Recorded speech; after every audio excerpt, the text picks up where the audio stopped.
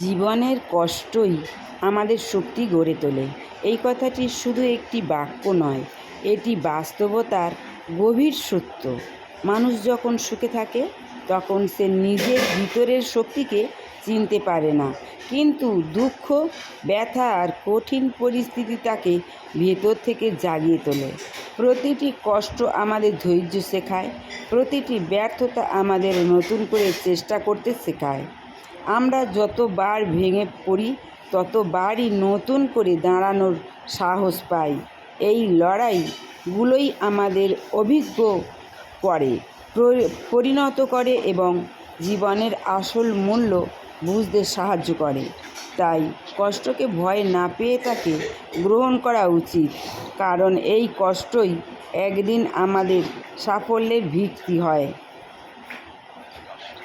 ধন্যবাদ। ভালো থেকো, সুস্থ থেকো, সুন্দর থেকো।